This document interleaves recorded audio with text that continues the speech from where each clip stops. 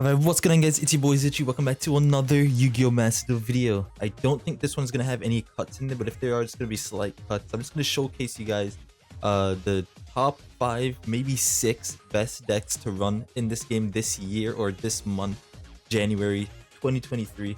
Started a new year, happy new year's to all of you.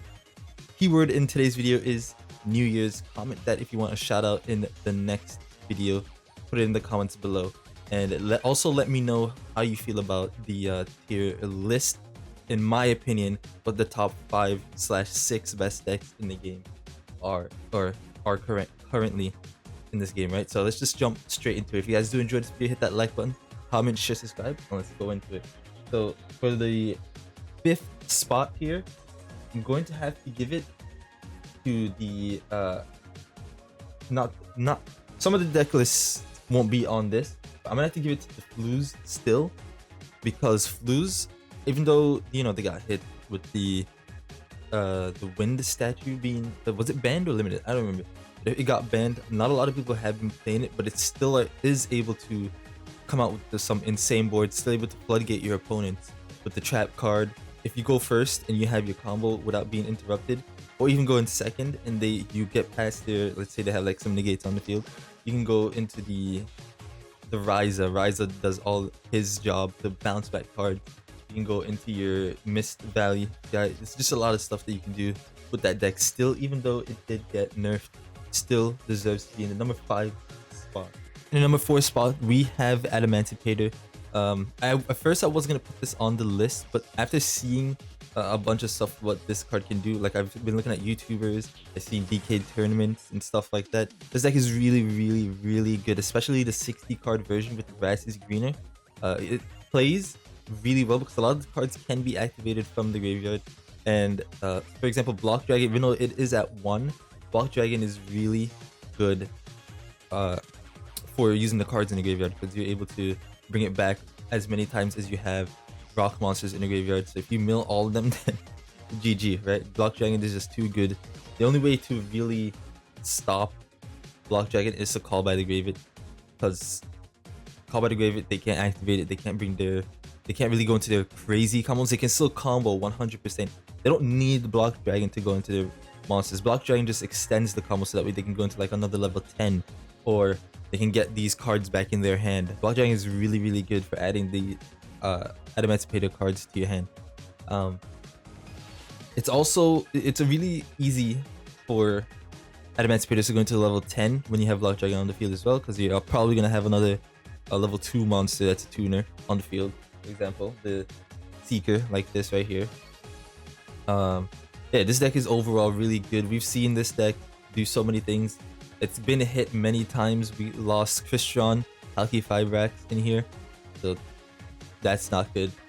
So that was really a big part of it. Obviously, being able to go into the Christian allows you to go into, or it allows you to link up into something else. But we really don't need it, because like I said, if you're able to go into your negates, you should be fine. He's not running the level 8 here, the Savage Dragon, but most of the time I would run the Savage Dragon, then I'll go into the Unique Carrier, then I'll Buster Whelp him, but he's also not running the Buster Whelp.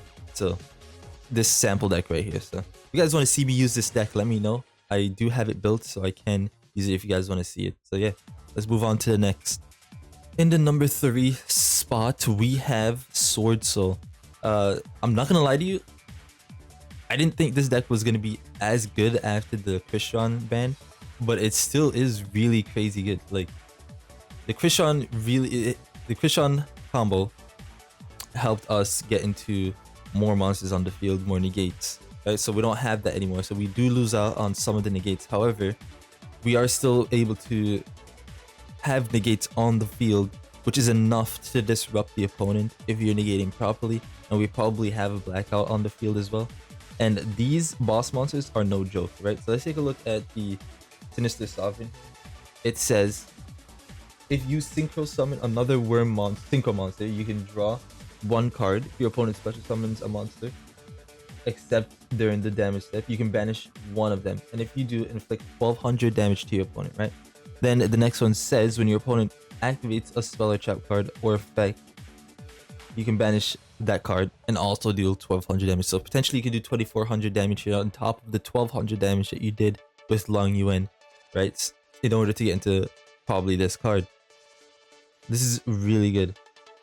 And then we also have the Chang Ying, which says for each banished card, this card gains 100 attacking defense. So this card can go up to a lot because this deck does banish a lot. Especially if you're running Pot of Desires, like right here. So he gains 100 for each card, so 10. So potentially he could gain 2,000 extra on top of, so he could have 5,000, right? So let's see, let's read it. So he gains 100.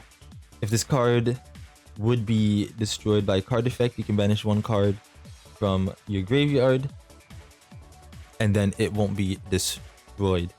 You can also, when the card is banished from the graveyard, you can banish one card from the field and one card from the graveyard from your opponent's side, which is really, really good because a lot of cards on the field can't be destroyed by battle or card effects. However, they can be banished. So if you have Chang Ying, you can banish the card on the field and you could banish a card from the graveyard. So really, really strong.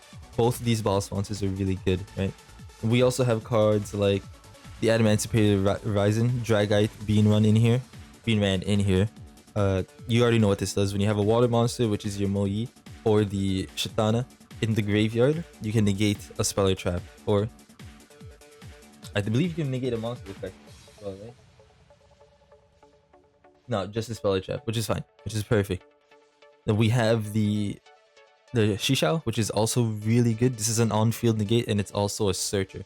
So this deck is really good, really versatile. You're able to start off with a lot. So you have cards like the Ecclesia to go into your Moyi or Taya, and then you have the Emergence to add one of those cards to your hand. And Proto still being legal in this game is top tier, right? The ability to ban dark monsters when a lot of the main decks are dark monsters. For example, Despia gets cooked by Protos. Okay, if this deck goes first against and you're using Despia, you're probably gonna lose. I'm gonna be 100% real with you. But yeah, this deck definitely is still really good. I think it deserved the number 3 spot because the number 2 and 1 spot are really good. They could be interchangeable in my opinion. But let's go to number 2 spot. And the number 3 spot, we have the Runics here. This deck is really good. Obviously, the Runic monsters, well, main Runic monster is the fusion card at the bottom right there, which is really good. You could get that out with one of the cards. I forgot which spell card it is, but it's really good. What Runics want to do, I believe, if I am understanding correctly, they want to disrupt your field with their like they don't do too much damage, so they'll disrupt your field on your turn, so that way you can't do anything. Then it comes back to their turn, then they'll try to do some damage, right? Which is most decks, but this deck specifically is known for that. So I don't know too much about it, but I am putting it at the number 2 spot because I've seen a lot of people use this deck and I've seen it go crazy, okay? And it's annoying to play against, 100%. Let's take a look at the Runic Fusion, right? So if this card is special summoned from the extra deck, you can discard one card, add one Runic continuous spell card from your deck to your hand. When your opponent activates a card or effect that targets the Runic, you control or set card you control.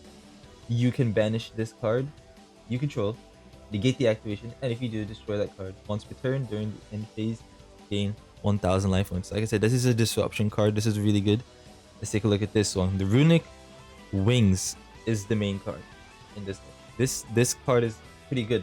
If this card is special summoned from the extra deck, you can discard one card, add one Runic field spell from your deck to your hand. Another card you control would be destroyed by card effect. You can banish this card you control instead, and if this card on the field is destroyed by battle or card effect, return this card to the extra. This card is really good because it's able to recycle and protect. So, and a lot of the spell cards are, you know, really good for this deck, this kind of playstyle. So this deck, number 2, here's a deck list if you want to use it for yourselves. It's really easy to build. It's not actually that expensive, and it's really, really good. So yeah, let's take a look at the number 1 spot, which I'm pretty sure you guys all know what it is.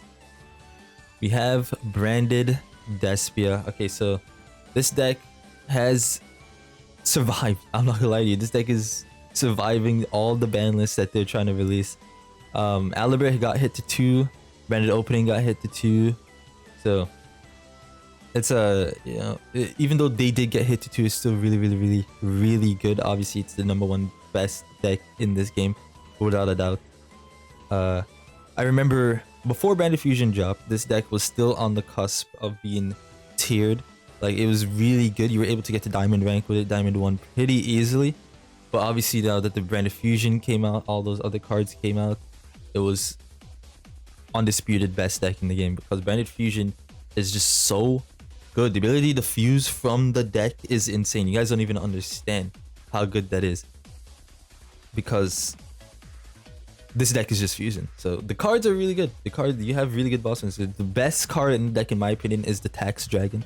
600 per card they use is insane. If you have both of them on the field and they can't destroy it, they do 1200 for every card they use. So they'd have to either Lava Golem or try to destroy it before they even can get their combo out. So most of the time, you'll probably want to do double mask in the first turn if you can do it. Otherwise, you can go mask and then you could go into the Mirror Jade, and that's a good turn 1 play. And then you have your Branded in Red set on the field. That way next turn you can go into the Guardian Chimera to pop a card, then draw 2, or pop 2, draw 1.